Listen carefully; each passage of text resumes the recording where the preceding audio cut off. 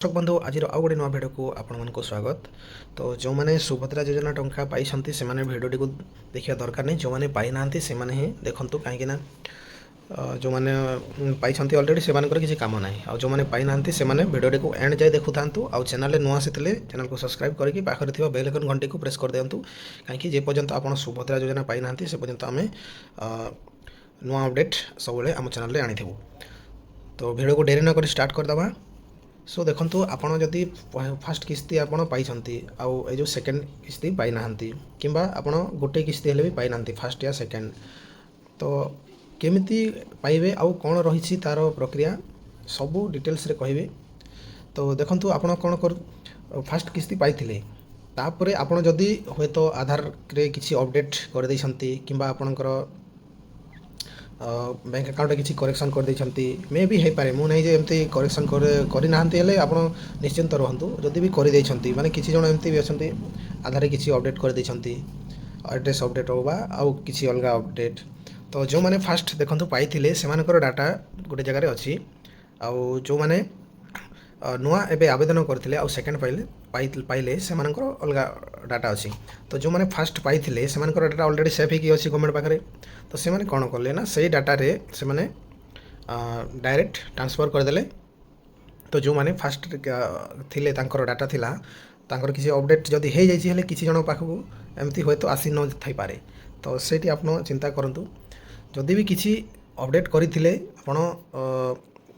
आपणकर किसी प्रोब्लेम होची आउ जदि किसी अपडेट करना फास्ट इंस्टॉलमेंट पाई तो आपण को हे तो आपण पाखक टंका पठाई न जाई पारे, पठाई नथिबे से आसी नथिबो माने एकाथरके गोटे ऊपर हिताधिकारी अच्छा। तो से जन पाखक हे तो टंका पठे ना सेटा भी हो पारे। सो से आप निश्चिंत रहतु जदि भी टंका पाई नथिले निहाती भाव में आगामी दिन में टंका पाइबे। तो यार किसी नुआ अपडेट तो किसी आसी नहीं जाए जो मैंने पाई फास्ट किस्ती आउ सेकेंड इंस्टॉलमेंट पाई ना से मैंने केबे पाइबे से ताहा भी किसी ठीक ठाक जना पड़ुनी, किंतु टंका समस्त को मिलवा कहा जाउची। तो मे भी एमती हो पारे जो आपन जदि आधार रे किसी अपडेट करना बैंक अकाउंट किसी अपडेट ना करना तेणु तथापि आप पैसा पाई ना तो निश्चिंत रहतु आगामी दिन में सब नहीं कि कंप्लेन दिया जीवो सेटा गवर्नमेंट तो निहाती भाव जानी केते टंका गला कौन ना। तो आपंकर डाटा सेट रही सेकेंड किस्ती पाइबे आपण। आ गोटे कथा है जो मैंने नुआ एवं जो मानकर 21 है बयस से झील मैंने केमती आवेदन करेंगे से विषय भी किसी नुआ अपडेट किसी आसी नहीं। जो जाए नुआ अपडेट 2025 सुभद्रा योजना न आसो से जाए आप ऑनलाइन करें ना। तो जो मानकर 2003 रु पूर्वर थिला 3 रु ऑनलाइन होता 3 तो नौ नथिला जो जुलाई 2024 रे तांकर 21 वर्ष पूर्वर होता कथा तो सेटा हो नथिला। तो एवं किसी नुआ अपडेट जदि आसिले आम निहाती भाव में जनइबू आम चैनल माध्यम। तो चैनल को सब्सक्राइब रखी आप जानीपारे जो नुआ आवेदन केबे स्टार्ट हम जो मैंने नुआ एलिजिबल हे ताहा आउ एमती किसी जन अच्छा जो मान 59 इयर्स हो गला ऊपर को आउ से 60 छुईला। तो से भी एमती किसी जन पाखक टंका आसनी मुझे देखी जहाँ चेक करी। तो आपणकर हे तो बयस 59 रु ऊपर को होगला फास्ट इंस्टॉलमेंट मिलता आउ सेकेंड आपन को मिलनी से भी हो पारे।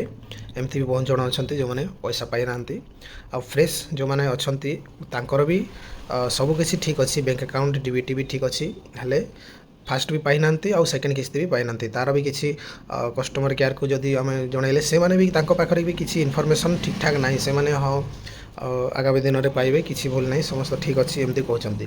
तो आप निहाती भाव में गोटे जदि पाई ना निजे अभियोग दे पारे। अभियोग देवाई देखो ये देखा जाए आपको तले ये अभियोग को जाकि आप निज आधार नंबर ये एंटर करेंगे आउ जो आधार रे मोबाइल नंबर लिंक थी से नंबर को ओटीपी जाकि आप टिक ऑप्शन क्लिक करके लॉगिन कलापर आपको अभियोगर फॉर्म दाखल करने शो कर। तो आप अभियोग दाखल करें। थे आप जो हेल्पलाइन रही 14678 आप से नंबर भी निहाती भाव में जोगाजोग करूँ। फोन लगुच बेले बेले गोटे थर कथी तो कल रेकर्ड रखिपारे। तो से मैंने कहते देखो ये लिखाई 14678 हेल्पलाइन नंबर।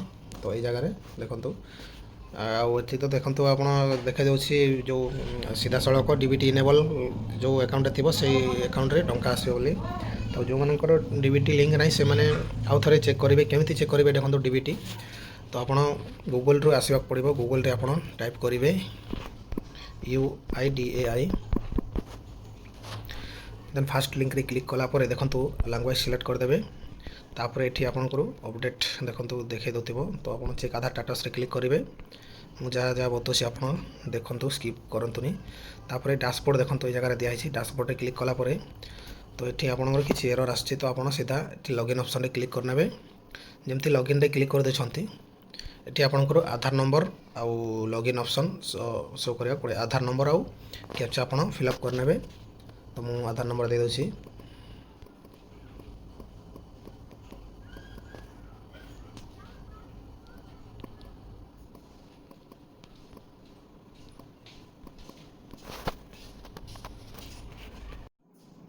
ସୋ ଦେଖନ୍ତୁ ମୁଁ OTP ଏଣ୍ଟର୍ କଲା ପରେ ଲଗ୍ଇନ୍ ଅପସନ୍ରେ କ୍ଲିକ୍ କରିଦେବେ। ତାପରେ ଗୋଟେ ଏମିତି ପ୍ରକାର ଇଣ୍ଟରଫେସ୍ ଆସିଯିବ। ଏଠି ଆପଣଙ୍କୁ ଦେଖାଇ ଦେଉଛି ବ୍ୟାଙ୍କ ସେଡ଼ିଂ ଷ୍ଟାଟସ୍ ଦେଖନ୍ତୁ। ସୋ ଆପଣଙ୍କୁ ଏଠି ଦେଖାଇ ଦେଉଥିବ ଯେଉଁ ବ୍ୟାଙ୍କରେ ଆପଣଙ୍କର ଡିବିଟି ଲିଙ୍କ୍ ଥିବ ସେ ବ୍ୟାଙ୍କ ଶୋ କରିବ, ଆଉ ଡେଟ୍ ବି ଦେଖାଇ ଦେବ ଯେ ଆପଣ କେଉଁ ଡେଟ୍ରୁ ଲିଙ୍କ୍ ଅଛି। ତ ଏମିତି ଭାବରେ ଆପଣ ଚେକ୍ କରିପାରିବେ ନିଜେ ହିଁ ନିଜ ମୋବାଇଲ ଫୋନରେ। ତ ଆପଣ ଦେଖନ୍ତୁ ଏହି ପ୍ରକାରରେ ଚେକ୍ କରିପାରିବେ। ଆଉ ଯଦି ଆପଣଙ୍କର ସୁଭଦ୍ରାର କିଛି ଟଙ୍କା ଆସିନି ହେଲେ ଆପଣ ନିହାତି ଭାବରେ ପଇସା ପାଇବା ପାଇଁ ଯୋଗ୍ୟ ଥିବେ, ହେଲେ ପଇସା ଆସିବ। ଆଉ ଏ ନେଇ କିଛି ନୂଆ ଅପଡ଼େଟ୍ ଆସିଲେ ଆମେ ନିହାତି ଭାବରେ ଆମ ଚ୍ୟାନେଲରେ ଜଣାଇବୁ। ତ ଏବେ କିଛି ନୂଆ ଅପଡ଼େଟ୍ ଆସିନାହିଁ। ଆପଣ ଅଯଥା ଅଲଗା ଅଲଗା ଭିଡ଼ିଓରେ କହୁଛନ୍ତି ଲୋକମାନେ ପଇସା କେବେ ଆସିବ, କ'ଣ ରହିଛି, ଏମିତି କଲେ ପଇସା ଆସିବ, ସେମିତି କଲେ, ସେମିତି କିଛି ନାହିଁ। ଆପଣଙ୍କର ଓନ୍ଲି ଡିବିଟି ଲିଙ୍କ୍ ଥିବା କଥା ଆଉ ଯୋଗ୍ୟ ଆପଣ ହିତାଧିକାରୀ ହେଇଥିବା କଥା, ନିହାତି ଭାବରେ ଟଙ୍କା ପାଇବେ। ଆଉ କିଛି ଏହାର ଅନଲାଇନ୍ କିଛି ପ୍ରକ୍ରିୟା ଆସିନାହିଁ ଯେ ଯେଉଁମାନେ ପାଇନାହାନ୍ତି ସେମାନେ ଆଉ ଥରେ KYC କରିବେ, କ'ଣ କରିବେ, ଆପଣ କିଛି କରିବାର ନାହିଁ। ଯଦି ଆପଣ ସବୁ ଠିକ୍ ଅଛି ହେଲେ ଆପଣ ପଇସା ପାଇବେ। ତ ଭିଡ଼ିଓ ଯଦି ଭଲ ଲାଗିଥିଲେ ପ୍ଲିଜ୍ ଭିଡ଼ିଓକୁ ଲାଇକ୍ କରିଦିଅନ୍ତୁ, ଆଉ ତଳେ କିଛି କମେଣ୍ଟ କରିବାର ଥିଲେ କରନ୍ତୁ, ଆଉ ସବସ୍କ୍ରାଇବ୍ କରନ୍ତୁ ଆଉ କିଛି ନୂଆ ଭିଡ଼ିଓ ଦେଖିବା ପାଇଁ।